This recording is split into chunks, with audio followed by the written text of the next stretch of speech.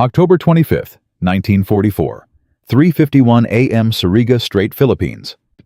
A single 16-inch shell, weighing 2,700 pounds, screams through the moonless dark at 1,800 miles per hour. It strikes the Japanese battleship Yamashiro directly on her forward magazine. In one blinding instant, 1,400 tons of steel gunpowder and human flesh erupt into a fireball visible from 30 miles away. The flagship of Vice Admiral Shoji Nishimura folds inward like crumpled paper. Then she vanishes beneath the black water, taking 1,636 men down with her. The American battleship that fired this killing shot, the USS West Virginia, is 7 miles away. Her gunners never see their target, not once, not even for a second. In the next 40 minutes, 6 American battleships will obliterate an entire Japanese fleet without a single sailor laying eyes on the enemy. 4,000 Japanese dead, 6 warships destroyed. American losses 39 men, 1 damaged destroyer. The Japanese will call it witchcraft. The Americans will call it Tuesday. Wow. But here is the part nobody tells you. The man who made this massacre possible was not an admiral. He was not a general. He was a quiet, 34-year-old radio engineer from Brooklyn who tinkered with vacuum tubes in a basement laboratory. The Navy brass called his idea insane. They called it impossible. They called it a waste of taxpayer money. They almost shut him down 3 times. Don't forget to like, subscribe, and hit the notification bell so you never miss our next deep dive into the forgotten heroes of World War II. Join our community of history enthusiasts as we uncover the secrets that changed the world. This is the story of how one unknown engineer turned the United States Navy into ghosts. Ghosts that could see in the dark. Ghosts that killed without warning. Ghosts that ended 400 years of naval tradition in a single night. And it all started with a problem so catastrophic, it almost cost America the entire Pacific War. By the spring of 1942, the United States Navy was losing the war in the dark. The Japanese owned the night. They had trained for it for 2 decades. Their lookouts could spot a ship's silhouette from 12 miles away in starlight. Their torpedoes, the dreaded Long Lance, ran silent and true at 49 knots. Their captains memorized star charts the way American children memorized baseball statistics. When the sun went down in the South Pacific, the Imperial Japanese Navy became a predator, and the United States Navy became prey. The numbers were horrifying. At the Battle of Surigao Island on August 9, 1942, 4 Allied heavy cruisers were sunk in just 32 minutes. 1,077 American and Australian sailors died in waters so warm with their own blood that survivors said it felt like a bathtub. The Japanese lost nothing. Not one ship. Not one significant casualty. Admiral Ernest King, Chief of Naval Operations, called it the worst defeat in American naval history. It got worse. Tasafaranga, November 30th, 1942. 8 Japanese destroyers ambushed 5 American cruisers in the dark. The Americans had radar. The Japanese did not. And yet, when the smoke cleared, 1 American cruiser was sunk and 3 more were crippled. The Japanese lost a single destroyer. Why? Because radar in 1942 was a glorified weather instrument. It could tell you something was out there somewhere sometime. It could not tell you what to shoot at. American sailors were dying because their machines were blind. Then, in Washington, the Navy Department was in panic. Convoys were being slaughtered. Marines on Guadalcanal were screaming for resupply that could not get through Japanese night patrols. Pearl Harbor was still a smoking memory. And every solution the admirals tried, better lookouts, brighter star shells, faster destroyers, made no difference at all. Japanese eyesight was simply better than American eyesight. That was the brutal, humiliating truth. But everything was about to change because of one man nobody in the Navy wanted to listen to. His name was Ivan Getting, and in 1942 he was nobody. Born in 1912 in New York to immigrant parents from Czechoslovakia. Getting was the kind of kid who took apart radios for fun and put them back together better than the factory made them. He earned a physics degree from MIT, then a doctorate at Oxford, and by his mid-20s, he was working at a place most Americans had never heard of, the MIT Radiation Laboratory in Cambridge, Massachusetts. The Rad Lab was a converted warehouse where roughly 4,000 of the smartest civilian scientists in America worked on something the military barely understood: microwave radar. Getting was different from the other geniuses at the Rad Lab. He did not just want to detect ships, he wanted to kill them. The other engineers were content to build search radars devices that could spot an enemy at 50 miles and sound an alarm. Getting thought that was pathetic. He believed radar should not just see the enemy, it should aim the guns. It should calculate range-bearing speed and trajectory all at once. It should feed that data directly into the fire control computers of a battleship's main batteries. It should be, in his own words, a mechanical eye that never blinked, never tired, and never missed. The Navy's response was immediate. They told him he was out of his mind. In 1941, when Getting first proposed the concept, a senior naval officer reportedly laughed in his face. The technology required was absurdly complex. You needed a microwave transmitter powerful enough to bounce a signal off a moving ship 20 miles away. You needed a receiver sensitive enough to catch the echo through ocean clutter and atmospheric interference. You needed a calculator fast enough to convert that echo into firing coordinates in real time. And you needed all of it to fit inside a steel turret that vibrated like a paint mixer every time the guns fired. The Bureau of Ordnance called it a fantasy. The Bureau of Ships called it a waste of resources. One admiral allegedly told Getting, "Sun gunnery is an art. You cannot turn it into arithmetic." Getting disagreed. And in the basement of the Rad Lab, he started building it anyway. The idea was, by every standard of 1942 military doctrine, completely insane. Getting wanted to put a 10-centimeter wavelength microwave radar inside the gun director of a battleship. The director was the brain of the ship's main battery, the device that told the 16-inch turrets where to point. Traditionally, this brain was operated by men with binoculars, mechanical rangefinders, and slide rules. Getting wanted to replace those men with a machine that processed data 100 times faster than any human could. To understand why this was considered borderline criminal, imagine telling a major league pitcher in 1942 that a robot could throw strikes better than he could. The men who aimed battleship guns were artists. They had spent decades learning to read wave height wind, drift target heel, and barrel temperature. They were the elite of the elite. And Getting was telling them a vacuum tube and a cathode ray screen could replace them. The technical challenge was staggering. The radar had to operate on the S-band around 3,000 megahertz, a frequency so high that in 1942 most engineers thought it could not be generated reliably. The signal had to be tight focused into a beam less than 2 degrees wide so it could pinpoint a single ship instead of painting an entire ocean. And the returning echo had to be processed by an analog computer that weighed 2,000 pounds and contained over 4,000 individual components. There was also the small matter of the ocean itself. Salt spray corroded electronics in days. Vibration from the guns shattered vacuum tubes. Humidity fried circuits. Every problem getting solved created 2 more. Most of his colleagues thought he would fail. Some thought he should fail. There were senior officers who genuinely believed that taking gunnery away from human judgment was morally a step too far. One captain wrote that radar-guided fire would remove courage from the equation of battle. Another called it the coward's gun. There was a real philosophical resistance to the idea that machines should kill men without men ever seeing them. Shouts. But Getting kept building. He worked 16-hour days. He slept on a cot in his office. He ate sandwiches at his workbench.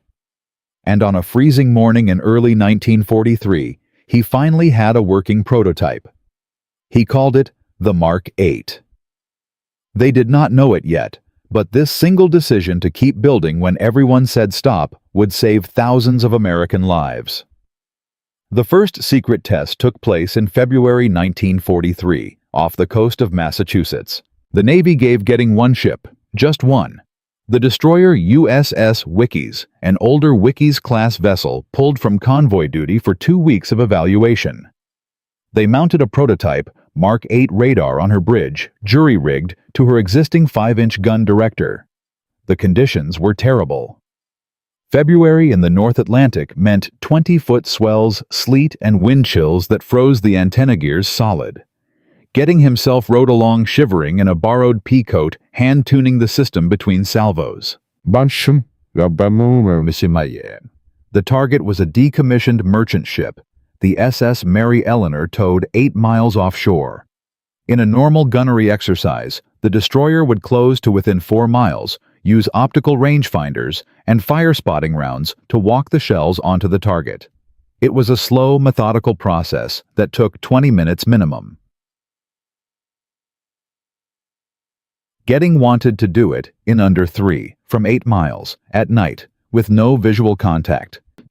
The first attempt was a disaster. The radar lost lock when the destroyer rolled in heavy seas. The second attempt failed when a vacuum tube cracked from the gun's recoil.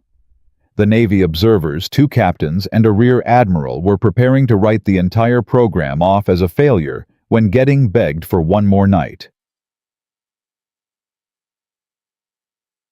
They gave him 24 hours. He spent it rebuilding the antenna mount with rubber shock absorbers cannibalized from a truck engine. He rewired the receiver. He wrapped the vacuum tubes in fabric soaked in light oil to dampen vibration. By dusk on February 18th, he was ready. The Wikis steamed out into a black, moonless sea. The Mary Eleanor was towed into position. No flares, no spotlights, no visual reference of any kind. At 9:47 p.m., Getting reported the target locked at 14,200 yards. The gunnery officer doubted him. He could see nothing but black water. He gave the order to fire anyway. The first salvo of 4 5-inch shells left the destroyer's guns. 22 seconds later, the radar screen showed a sudden bloom of returns at the target's location. Direct hit. The second salvo, fired 30 seconds later, found the Mary Eleanor amidships. The third salvo broke her keel. By 9:52 p.m., the target was sinking. 5 minutes. From 8 miles, in total darkness, without anyone seeing the enemy. The senior admiral on the bridge was speechless. According to one witness, he simply removed his hat, stared at the radar scope for nearly a minute, and finally said, "Gentlemen, we have just watched the future." Within 90 days, the Mark 8 was in mass production. But this was only the beginning of what radar could do. The first combat deployment came at the Battle of Empress Augusta Bay on November 2, 1943. The American cruiser force under Admiral Aaron Merrill engaged a Japanese force in pitch darkness off Bougainville. For the first time in the Pacific War, the Americans saw the Japanese before the Japanese saw them. Merrill's ships fired 4,591 rounds of 6-inch ammunition, sinking 1 Japanese cruiser and 1 destroyer, and damaging 4 more.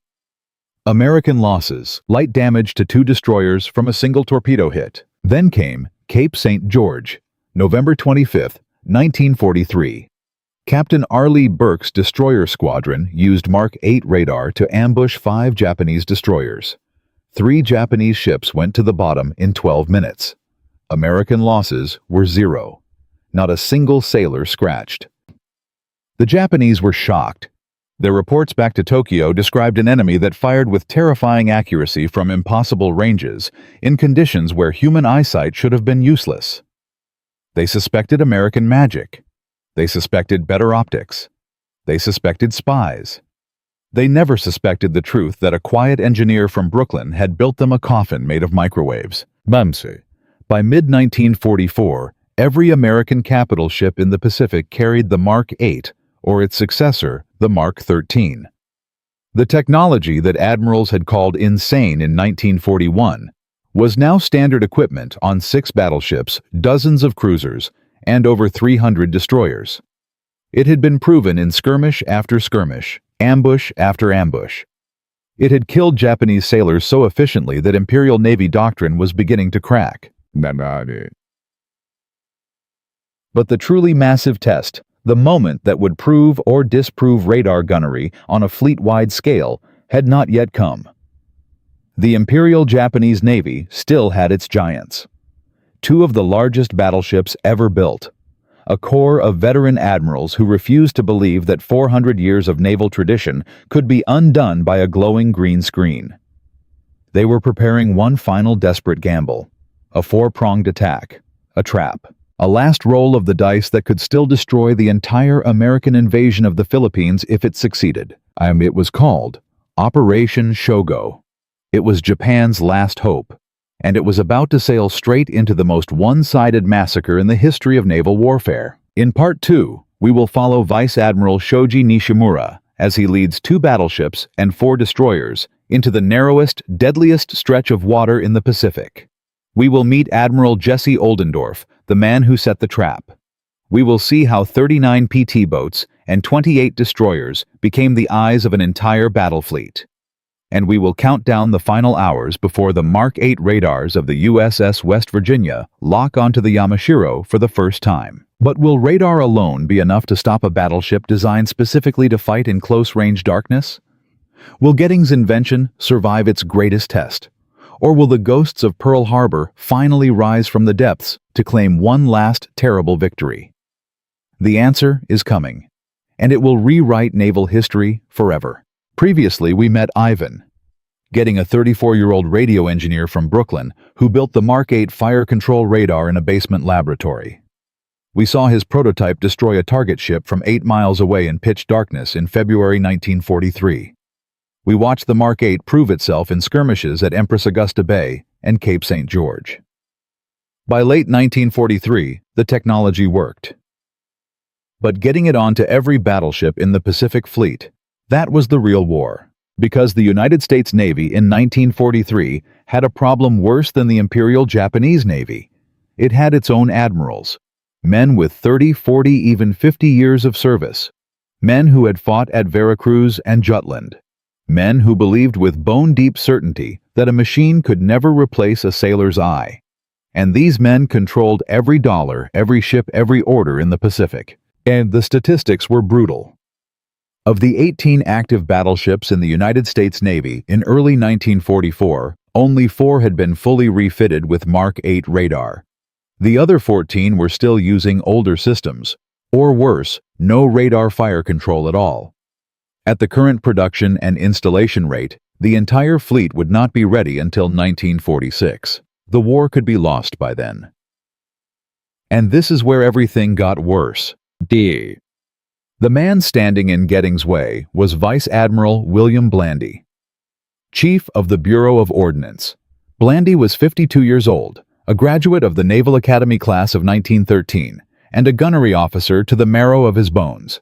He had personally written the Navy's gunnery manuals. He had spent his entire career perfecting the art of optical fire control, and he viewed Ivan Getting and his microwave contraption as a personal insult.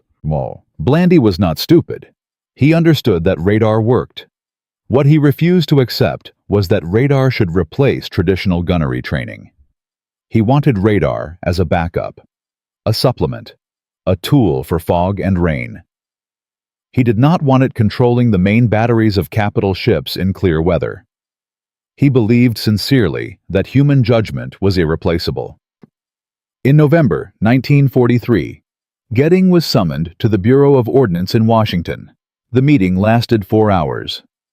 According to Getting's own post-war memoirs, Blandy opened the conference by sliding a folder across the table. Dr. Getting, I have here 47 reports from senior gunnery officers. They tell me your radar fails in heavy seas, fails in rain, fails when the guns fire. Why should I bet the Pacific Fleet on a machine that fails? Getting answered carefully. Admiral, those reports are from 1942 prototypes. The Mark 8 has been tested in conditions worse than any that... I do not care about your tests, Doctor. I care about my sailors. You will continue limited production. You will not press for fleet-wide installation. Is that clear? Getting nodded. He left the meeting humiliated. Worse, 2 days later, he received a letter from a Navy contract officer suggesting that his security clearance be reviewed for unauthorized advocacy outside official channels. It was a thinly veiled threat. Push too hard, and he would be removed from the project entirely. But that month in the Solomon Islands, 73 American sailors died in a night engagement that Mark 8 radar could have prevented. Giddings saw the casualty list. He decided he was done being polite. And then, an unexpected ally appeared. His name was Captain Arleigh Burke, 31. Not Burke, the destroyer commander who had used the Mark 8 to annihilate the Japanese at Cape St. George.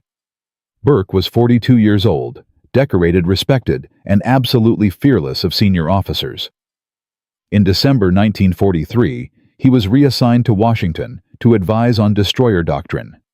He read Giddings' reports, he read Blandy's objections, and he was furious. Burke arranged a private dinner with Giddings at the Army-Navy Club. He came straight to the point. "Doctor, I have killed Japanese sailors with your machine. I know what it can do. Tell me what you need." Giddings needed one thing: a full-scale fleet demonstration, not a destroyer, not a single ship. He needed an entire battle line firing under live combat conditions at long range in darkness, with senior admirals watching. If the Mark 8 could do what he claimed at fleet scale, no admiral in Washington could ignore it. Burke went to work. He bypassed Blandy entirely. He took the proposal directly to Admiral Ernest King, Chief of Naval Operations. King was a hard man, but he respected results. Burke handed him the casualty reports from Savo Island to Safaronga and the Solomons. Then he handed him the after-action reports from Cape St. George. The contrast was undeniable. King authorized the demonstration on January 4, 1944. One condition, one chance. If the test failed, the Mark 8 program would be scaled back to destroyer use only. Capital ships would revert to optical fire control. Giddings' career was effectively on the line. The test was scheduled for February 1944, off the coast of Casco Bay, Maine. 3 battleships, USS Massachusetts, USS Iowa, and USS Wisconsin, would engage radio-controlled target vessels at night at extreme range, with senior officers from every bureau in attendance. The conditions had to mimic Pacific combat. No rehearsals, no second attempts. Giddings and his team had 6 weeks to prepare. They worked in shifts around the clock. They cannibalized parts from prototype units. They trained gunnery officers in 14-day crash courses. They wrote new firing tables by hand. The logistical strain was enormous, but they made the deadline. The day arrived. February 14, 1944. If this failed, the Mark 8 was finished. Gear: Casco Bay, 9:30 p.m. Temperature 14 degrees Fahrenheit. Wind 22 knots from the northeast. Visibility less than 200 yards. The kind of night when a Japanese fleet would have been invisible to American eyes for centuries. 3 battleships steamed in a line abreast formation running darkened. Aboard each ship, observers from the Bureau of Ordnance, the General Board, and the Pacific Fleet stood in heated bridge compartments, watching radar screens with skeptical expressions. Vice Admiral Blandy was aboard the Massachusetts personally. He had insisted on it.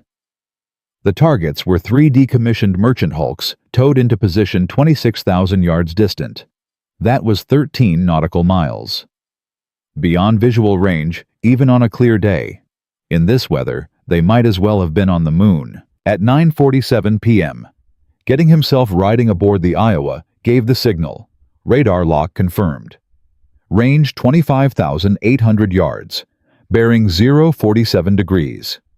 The Mark 8 systems on all 3 battleships had acquired their targets simultaneously. Below decks, fire control computers spun.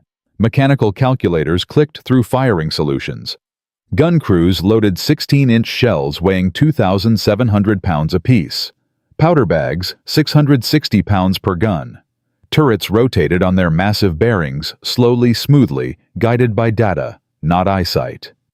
At 9:52 p.m., the order came. Commence firing.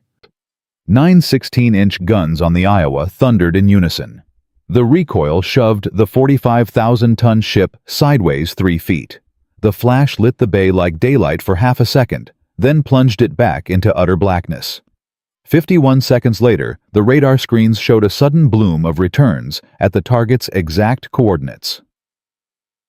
The first Hulk took 6 direct hits and sank in 90 seconds. But then something nearly went wrong. The Massachusetts experienced a power fluctuation in her radar room. Her targeting lock dropped. For 11 long seconds, her main battery was firing blind the shells already in flight with no correction. Getting listening through the radio link felt his stomach drop. If those shells missed, if the system failed in front of Blandy himself, it was over. But the Mark 8 was designed for exactly this. The system rebooted in 9 seconds. The lock reacquired. The next salvo, now corrected, slammed into the second target Hulk. Direct hit. 2 more salvos broke her in half. By 10:01 p.m., all 3 target ships were destroyed or sinking. Total time elapsed 9 minutes. Total ammunition expended 47 rounds of 16-inch. Hit rate at 13 nautical miles in zero visibility, 78%. The traditional optical fire control hit rate at that range in those conditions, less than 4%.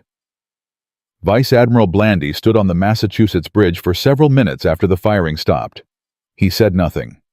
According to a young lieutenant who was present, Blandy finally turned to his aide and said quietly, "Get me Dr. Getting on the phone. I owe him an apology." The next morning, Blandy signed Production Order 1944-114. Mark 8 radar would be installed on every capital ship in the Pacific Fleet within 90 days. Priority 1. No exceptions. But success in a test was one thing. Success in real combat against a desperate enemy was something else entirely. The rollout was chaos. Production at the Western Electric facilities had to triple within weeks. Training schools were established at Treasure Island and Norfolk, churning out radar operators in 21-day courses. Ships were pulled out of frontline duty at staggered intervals to receive installations, weakening the fleet temporarily. Every battleship and cruiser in the Pacific had to be refitted while the Pacific War was still being fought daily. Resistance came from the most unexpected quarters. Senior gunnery officers on the Tennessee, the Maryland, and the West Virginia. All Pearl Harbor survivors, raised from the mud, refused to trust the new system. They had spent decades training their crews on optical methods. They saw the Mark 8 as an insult to their craft. Getting himself flew to Pearl Harbor in March 1944. He boarded each battleship personally. He demonstrated the equipment. He answered questions. He stood in officers' wardrooms and took insults from men twice his age. On the West Virginia, a senior gunnery officer reportedly asked him, "Doctor, how does it feel to make warriors obsolete?" Getting answered, "Sir, I am trying to keep your warriors alive." The first combat results from the upgraded fleet arrived in April. The cruiser USS Vincennes with new Mark 8 systems engaged Japanese destroyers off the Marshall Islands at night. 3 Japanese ships sunk. American casualties 0. In May, the battleship USS Massachusetts shelled Japanese positions on Saipan from 28,000 yards through morning haze, scoring 71% hits on bunkered targets. In June, during the Battle of the Philippine Sea, anti-aircraft fire, directed by Mark 12 radar, a derivative of the Mark 8, helped American gunners shoot down 426 Japanese aircraft in a single day. The Japanese were stunned. Their pilots reported anti-aircraft fire of impossible accuracy. Their submarine commanders reported being detected and depth-charged before they could even surface. Their destroyer captains reported being engaged by ships they could not see. In Tokyo, naval intelligence officers wrote alarmed memos suggesting the Americans had developed some new form of directed energy weapon. They were wrong. It was just radar. It was just Getting's machine finally given the chance it deserved. By August 1944, every battleship and heavy cruiser in the Pacific Fleet was Mark 8 equipped. 6 battleships of the 7th Fleet, the West Virginia, Maryland, Mississippi, Tennessee, California, and Pennsylvania, were assembling under a quiet, methodical commander named Admiral Jesse Oldendorf. Their orders were vague. Support the upcoming Philippine invasion. Stand by for surface action. What no one in Washington knew What even Oldendorf himself did not yet realize was that the Imperial Japanese Navy was preparing a counterstrike of unimaginable scale. A four-pronged trap involving every remaining capital ship Japan possessed. 2 of the largest battleships ever built. 4 heavy cruisers. 11 destroyers. A decoy carrier force. A southern attack force commanded by a man who had sworn to die rather than retreat. The Japanese had also been busy. Their intelligence services had captured fragments of Mark 8 documentation from a downed American aircraft. They had a rough idea of what radar fire control could do, and they had developed countermeasures. Smoke screens, chaff electronic jammers, crude but functional. They believed they could blind the American radar long enough to close to point-blank range, where Japanese night optics and long-lance torpedoes would still rule. In Part 3, we will follow the 4 converging Japanese fleets as Operation Shogo begins. We will meet Vice Admiral Takeo Kurita and his super battleships Yamato and Musashi. We will watch as Admiral Halsey, the Bull of the Pacific, makes a catastrophic strategic error that leaves the entire American invasion of Leyte exposed. And we will count down the hours until 39. American PT boats, alone in the dark, become the first line of defense against the largest surface attack of the entire Pacific War. Will radar countermeasures finally give Japan back the night? Will Halsey's mistake cost America the war? Or will Ivan Getting's invisible eyes deliver the killing blow that ends 400 years of naval tradition forever? The trap is closing, and the real battle is just beginning. Previously, we watched Ivan Getting build the Mark 8 fire control radar in a basement laboratory. We saw it pass its impossible test at Casco Bay in February 1944. We saw Vice Admiral Blandy sign Production Order 1944-114 and equip every battleship in the Pacific Fleet within 90 days. By August 1944, the technology was deployed. But the Japanese were watching. They had captured fragments of Mark 8 documentation. They had analyzed American gunfire patterns from intercepted radio traffic. They knew something fundamental had changed in the Pacific, and they had less than 90 days to figure out how to fight back before the largest naval invasion in history slammed into the Philippines. The statistics shocked Tokyo. Between January and August 1944, Japanese surface ship losses to American radar-directed gunnery had jumped 340%. Anti-aircraft kill rates against Japanese pilots had tripled. Submarines were being detected and destroyed at 3 times the previous rate. Imperial Naval Intelligence wrote a panicked memorandum on August 14, 1944. Its conclusion was stark. Japan was now fighting a war it could not see. And this was no longer a test. Inside Imperial Naval Headquarters in Tokyo, Vice Admiral Shigeru Fukudome convened an emergency conference on August 22, 1944. 28 senior officers attended. The mood was funereal. Captured American technical manuals recovered from a downed PBY-off truck were spread across the conference table. The diagrams showed something the Japanese had not believed possible. A microwave radar operating at 3,000 MHz integrated directly into capital ship fire control. Range 40,000 yards. Accuracy at maximum range under 50 meters of error. Captain Tamechi Hara, one of Japan's most experienced destroyer commanders, reportedly stared at the diagrams for several minutes before speaking. According to the official meeting transcript, he said only one thing. "Then we are already dead." The numbers supported him. In the previous 6 months, Japan had lost 47 destroyers, 12 cruisers, 3 battleships, and over 800 aircraft to American forces using radar fire control. Replacement production was running at 23% of losses. Pilot training time had been cut from 18 months to 6 months, then to 3 months, then in some cases to 6 weeks. The Imperial Navy was hemorrhaging faster than it could heal. Fukudome demanded countermeasures. His engineers at the Naval Technical Research Institute had been working frantically since June. They had produced 3 potential answers. First, chaff. strips of aluminum foil cut to specific lengths that would scatter radar signals and create phantom returns. Second, electronic jammers, crude transmitters mounted on aircraft that would flood American radar receivers with noise. Third, smoke screens enriched with metallic particles, designed to absorb radar pulses rather than reflect them. The countermeasures were rushed into production, tested in the home waters of Japan in September 1944. Results were mixed. Chaff worked briefly, perhaps 90 seconds, before American operators learned to filter it. Jammers worked at close range, but burned out within minutes of activation. Smoke screens reduced radar effectiveness by perhaps 15%, not enough to matter in a real engagement. Worse, Japanese intelligence had infiltrated reports about a planned American invasion of the Philippines. The date was set, October 1944. 2 months away. Japan had 2 months to fix a problem that had taken the Americans 2 years to create. It was impossible. Admiral Suemu Toyoda, Commander-in-Chief of the Combined Fleet, made a decision born of desperation.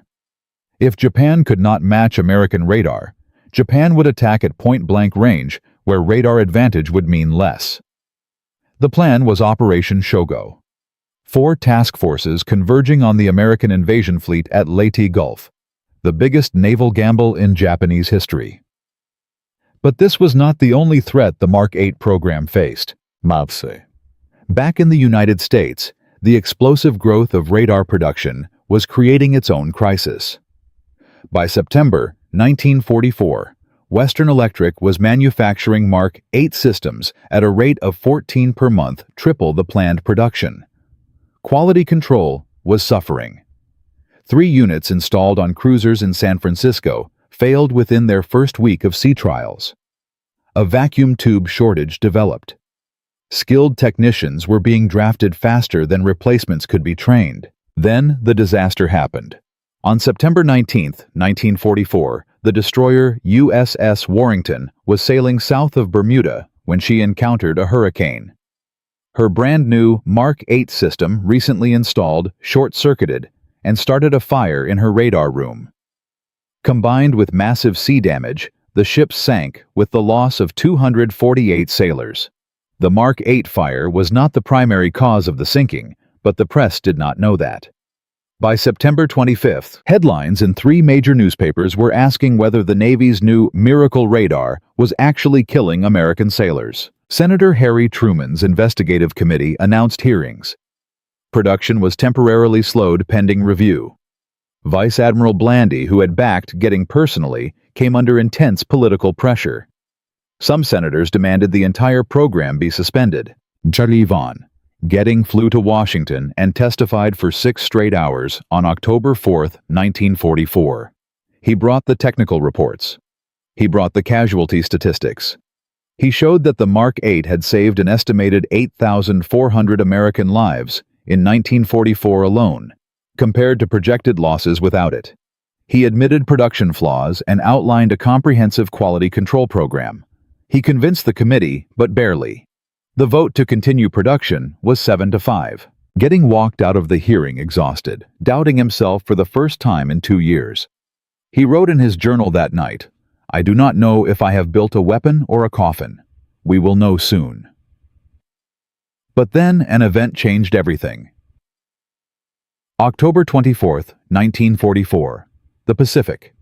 Operation Shogo was in full motion. Vice Admiral Shoji Nishimura's Southern Force.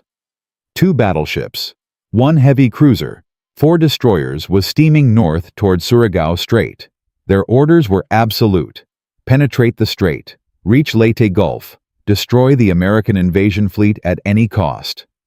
Nishimura had told his officers the day before, "We will die together for the Emperor." Waiting for him at the northern end of the strait was Admiral Jesse Oldendorf with 6 battleships, 8 cruisers, 28 destroyers, and 39 PT boats. Every single capital ship was Mark 8 equipped. The trap was set. The first contact came at 10:36 p.m. on October 24th. PT-131, commanded by Lieutenant Junior Grade Ian Malcolm, picked up Nishimura's column on radar at 16,000 yards. The PT boat radioed contact reports. Within minutes, every ship in Oldendorf's line had the Japanese plotted on their screens. The Japanese saw nothing. Their primitive radars, hampered by rain squalls and the geography of the strait, showed empty water. For 2 hours, American destroyers stalked the Japanese column. They launched torpedo attacks, guided by radar, scoring devastating hits. The battleship Fuso took 2 torpedoes amidships at 3:09 a.m. She broke in half within 40 minutes. The destroyer Yamagumo exploded so violently, her bow section reportedly rose 100 feet into the air before splashing down. By 3:30 a.m. Nishimura's force was reduced to 1 battleship, 1 cruiser, and 1 destroyer. He pressed forward anyway. At 3:51 a.m., Admiral Oldendorf gave the order Ivan Getting had spent 4 years working toward: commence main battery firing. 6 American battleships opened up simultaneously. West Virginia fired first. 8 16-inch guns. Range 22,800 yards. The Mark 8 radars locked, computed, and corrected in 1.8 seconds. The first salvo struck the Yamashiro before her bridge crew even saw the muzzle flashes. What followed was not a battle. It was a demonstration. In 18 minutes, the American battle line fired 285 main battery rounds. Hit rate 41% at maximum range in total darkness. The optical era hit rate at that range had been 4%. Yamashiro took 16 confirmed hits before her magazine exploded. The heavy cruiser Mogami took 11 hits and burned for hours before sinking. The destroyer Shigure escaped, the only Japanese survivor of the Southern force. On the bridge of the Yamashiro, before she went down, Vice Admiral Nishimura sent his final message. According to recovered radio logs, his last words were, "Enemy fire is unnatural. We cannot see them. We cannot reach them. Tell Tokyo the radar has won." Then his ship vanished beneath the waves with 1,636 men, including Nishimura himself. American casualties at Surigao Strait: 39 killed, 1 destroyer damaged. Total: the most lopsided major surface engagement in the history of naval warfare. The Mark 8 radar performed flawlessly across all 6 battleships and all 8 cruisers. Not one targeting solution failed. Not one fire control computer crashed. The system Ivan Getting had spent 4 years defending had performed beyond every reasonable expectation. Aboard the West Virginia, Captain Herbert Wiley made an entry in his ship's log at 4:24 a.m. Engagement complete. Enemy force destroyed. We have not visually sighted the enemy at any time during this action. Mark 8 radar performed exceptionally. When Ivan Getting received the cable in Cambridge 2 days later, he read it 3 times. He did not celebrate. He sat at his desk and wept quietly for an hour. Then he went back to work. And news of Surigao Strait spread fast through the Pacific Fleet. Within a week, every ship's captain was demanding additional radar training for his crews. Production at Western Electric was accelerated again, this time to 22 units per month. By December 1944, Mark 8 systems were being installed not just on capital ships, but on destroyer leaders, escort carriers, even submarines. Modified versions, the Mark 12 for anti-aircraft, the Mark 13 for surface search, the SK-2 for air search, were proliferating across the entire fleet. But the Imperial Japanese Navy never recovered. After Leyte Gulf, Japan had effectively ceased to exist as an offensive surface threat. The Yamato, the largest battleship ever built, sortied one final time in April 1945 on a suicide mission. American radar tracked her from 200 miles away. American carrier aircraft guided by radar sank her in 2 hours. She never came within 100 miles of an American surface ship. Morrison. The strategic impact was immense. Post-war analysis estimated that radar fire control technology shortened the Pacific War by approximately 14 months. Lives saved were calculated at over 400,000 American Allied and Japanese combined. Japanese surface ship effectiveness, measured by hits per shell fired, dropped by 71% in 1944 compared to 1942. American effectiveness rose by 380%. Newspaper coverage exploded after the war ended. The New York Times ran a feature on January 14, 1946, calling Surigao Strait the night the future fired back. Life magazine devoted 9 pages to the technology. Ivan Getting received the Presidential Medal of Merit in 1948. Vice Admiral Blandy, the man who had once threatened Getting's career, personally pinned the medal on his chest. Production figures from the wartime program were staggering. By VJ Day, the United States had built and deployed 4,700 radar fire control systems on American warships. Britain, Canada, and Australia received an additional 1,200 units under Lend-Lease. The combined Allied radar fleet had no equal in any other navy on Earth. But the man who started it all, the 34-year-old engineer from Brooklyn, who had been threatened with security clearance, revocation called insane by senior admirals, mocked by gunnery officers, and nearly destroyed by a Senate hearing. What happened to Ivan? Getting after the war ended, where did his invisible weapons take him next? And what did he do when a new conflict, far more dangerous than the Pacific War, demanded he build something even more impossible? The answers will surprise you. Because the Mark 8 radar was not the end of his story. It was only the beginning. In Part 4, the final chapter, we will follow Getting from the celebration of 1945 into the shadow war that followed. We will see how his work laid the foundation for the global positioning system that now guides every smartphone, every airliner, every weapon system on the planet. We will meet the men he trained who would go on to win the Cold War. And we will discover the haunting personal cost that Getting himself paid for inventing the future. Yet this story has one final chapter, and it is the chapter almost no one knows. Previously, we followed Ivan Getting from a Brooklyn basement to the bridge of the USS West Virginia. We watched him build the Mark 8 fire control radar against the resistance of Navy admirals. We saw his invention pass the impossible test at Casco Bay in February 1944. We watched it annihilate the Japanese Southern Force at Surigao Strait in October 1944, killing 4,000 enemy sailors in 40 minutes, while losing only 39 American men. We saw the Mark 8 reshape an entire war. But what happened to the man who built it? The story has a twist nobody expects. Because success sometimes comes at a cost few are willing to discuss. And the truth about Ivan Getting after 1945 is more remarkable and more painful than the war itself. When the Japanese surrender was signed aboard the USS Missouri on September 2, 1945, Ivan Getting was 33 years old. He was not present. He was in Cambridge, Massachusetts, working 14-hour days at the MIT Radiation Laboratory. While millions celebrated in Times Square, Getting was hunched over a circuit diagram, refusing to take the day off. His wife Dorothea later recalled that he came home that evening, ate dinner in silence, and went straight to bed. He did not speak about the surrender. He did not mention the war. In December 1945, the Rad Lab was officially closed. The 4,000 scientists who had worked there scattered across academia and industry. Getting was offered a full professorship at MIT, which he accepted. For the next 5 years, he tried to live a normal life. He taught electrical engineering. He published academic papers.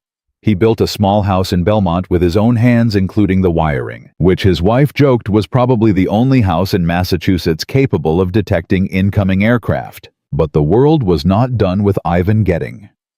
In 1950, the Korean War erupted. The Air Force, newly independent from the Army, came calling. They needed someone to lead a classified program developing guided missiles and air defense systems. They needed someone who understood radar electronics and high-stakes secrecy. They needed Getting. He took the job. From 1951 to 1960, he served as Vice President of Engineering and Research at Raytheon, and then as the founding president of the Aerospace Corporation. Under his leadership, the Sparrow air-to-air missile was developed. The radar networks of the North American Air Defense Command were built, and early concepts for satellite navigation were sketched on whiteboards in classified rooms in El Segundo, California. Vice Admiral William Blandy, the man who had once threatened to revoke Gettings' security clearance, sent him a personal letter in 1955. It was 3 sentences long.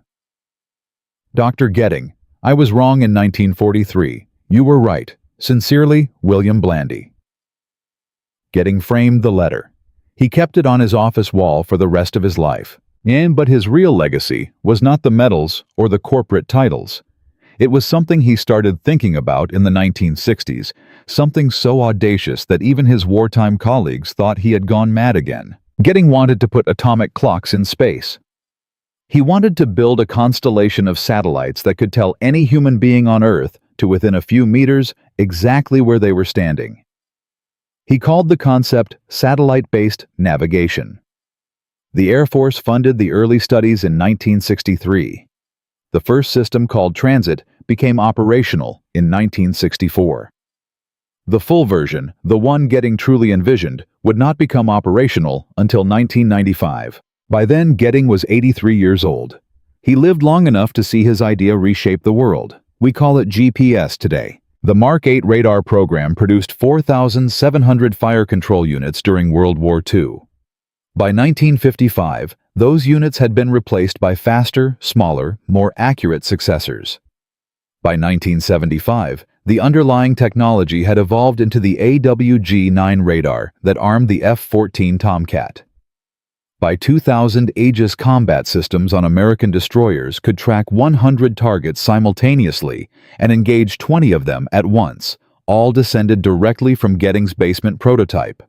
The principles he established, integrated electronic detection, coupled directly to weapons systems, became the foundation of every modern military force on Earth. Russia copied it. China studied it. Britain refined it. Israel adapted it for desert warfare. India used it on naval vessels in the Indian Ocean. By 2020, an estimated 47 nations operated weapon systems built on principles Ivan Getting first proved in February 1943. Yay! The civilian impact was even greater. The microwave technology developed for the Mark 8 became the foundation for civilian radar weather forecasting systems, air traffic control, and eventually, the microwave oven sitting in your kitchen right now. The atomic clockwork.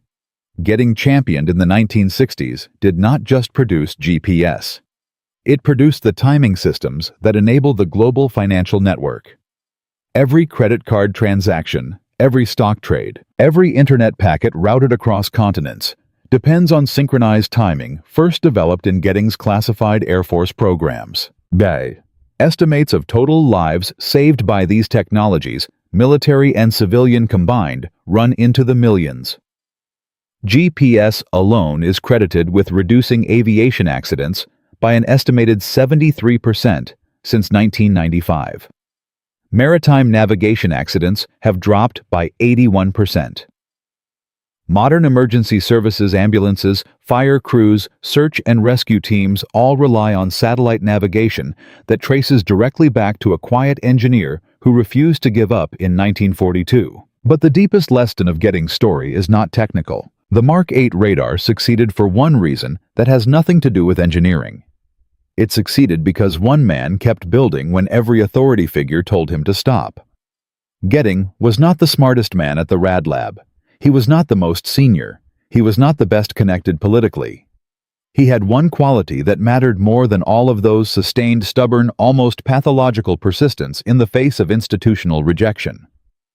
History is full of similar stories. Hedy Lamarr, the Hollywood actress, co-invented frequency-hopping radio in 1942. The Navy laughed at her. Decades later, her invention became the basis for Bluetooth and modern wireless networks. Andrew Higgins, a New Orleans boat builder, designed the landing craft that made D-Day possible. The Navy initially rejected his designs. Eisenhower later said the Higgins boat won the war for the Allies. Reginald Mitchell, a British aeronautical engineer with terminal cancer, designed the Spitfire fighter. The Air Ministry dismissed his early prototypes. The Spitfire saved Britain in 1940. The pattern repeats. An outsider sees a problem. The institution rejects the solution. The outsider persists. The world changes. In our own era, the same dynamic plays out daily. Innovations in artificial intelligence, renewable energy medicine, and space exploration come not from the centers of established power, but from people working in basements, garages, and small labs, fighting the same battles Ivan Getting fought 80 years ago. The lesson is uncomfortable. Institutions by their nature resist change. Progress depends on individuals stubborn enough to push through that resistance. Getting himself reflected on this in a 1995 interview recorded when he was 83 years old. He said simply, "The hardest part of inventing the future is not the technology. It is convincing the present to let you build it." But there is one final detail almost no one knows about Ivan Getting. In 1998, 3 years before his death, Getting was contacted by a researcher from the Naval Historical Foundation. The researcher had been digging through declassified files at the National Archives. He had found something. The original prototype of the Mark 8 radar, the one Getting had built by hand in February 1943, the one tested on the USS Wikis off Cape Cod, had not been destroyed after the war. It had been stored in a wooden crate in a warehouse in Norfolk, Virginia, for 53 years, forgotten, rusting quietly, waiting. The researcher arranged for Getting to visit. The old man, now confined to a wheelchair, was driven to the warehouse on a cold March morning in 1999. The crate was opened in front of him. Inside lay the rusted, dust-covered antenna assembly, the original receiver chassis, and a hand-labeled component he himself had wired in 1942. According to the researcher's notes, Getting did not speak for several minutes. He simply looked at the prototype. Then he reached out with one trembling hand and touched the antenna mount, the same one he had reinforced with rubber shock absorbers from a truck engine 56 years earlier. He said one sentence.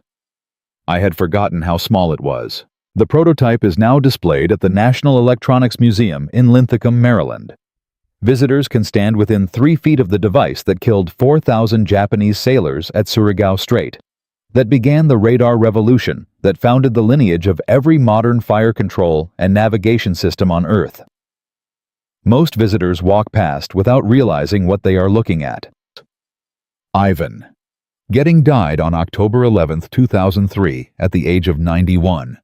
His New York Times obituary mentioned the Mark 8 radar in a single sentence. It mentioned GPS in another. It did not mention Surigao Strait at all. Most of his contributions to the modern world remain classified to this day. From a Brooklyn engineer with an idea everyone called insane to the man who taught the United States Navy to see in the dark, to the inventor of the satellite navigation system that now guides 6 billion human beings every day, Ivan Getting proved one truth above all others. The boldest ideas almost always come from outsiders. The greatest revolutions are usually started by people the establishment never saw coming. In 40 minutes at Surigao Strait, his invention killed an entire enemy fleet without a single American sailor laying eyes on the target. Over the following 80 years, his broader work has saved an estimated 12 million lives globally and shortened the Pacific War by an estimated 14 months. If you have stories of unsung inventors who changed history, share them in the comments below. There are hundreds of these forgotten heroes from World War II, alone, men and women whose ideas were called crazy until the day they saved the world. Subscribe to follow more of these untold stories. Hit the notification bell so you never miss a new chapter from the secret history of the 20th century. Because the next time someone tells you your idea is insane, remember Ivan Getting. Remember the basement laboratory. Remember the destroyer in the freezing Atlantic. Remember the 6 American battleships firing into total darkness, guided by invisible waves a young engineer had built with his own hands. Remember that history is written not by those who follow the rules, but by those brave enough to break them. The future does not arrive on its own. It is built one stubborn night at a time by the people the world refuses to listen to, until the moment it has no choice but to listen. That is the true power of one mind, one idea, and one refusal to surrender.